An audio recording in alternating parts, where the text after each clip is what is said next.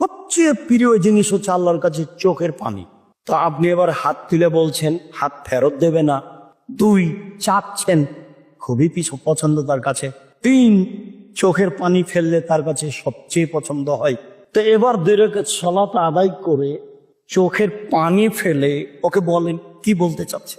যদি বলেন এখনই দিতে হবে তবে এভাবে বলবে, আর যদি স্বাভাবিকভাবে দেন তাহলে এভাবে বলবে। হাত জমা করতে হবে এরকম বিষয় নাই, তবে হাত মুখের সামনে থাকবে। আর এখনই দিতে হবে, এখনই দাও।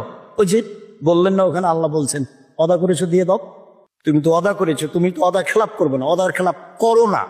তোমাকে বারবার বলছো তুমি অদার খেলাপ করো না। তাহলে কত শক্তিশালী কথা। আপনি বলেন আমাকে দিতে হবে, সকল হওয়া আমি চাই না, সকল হওয়ার আগে আমাকে দিয়ে দিতে হবে আমারগুলো যেটা আমি চাচ্ছি।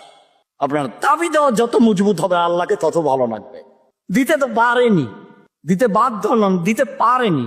সম্মানিত দিনী ভাই বোন, আপনাকে আমি আন্তরিকভাবে অনুরোধ জানাচ্ছি যে অবশ্যই সপরিবারে রাতে আল্লাহকে মূল্যায়ন করার চেষ্টা করবেন।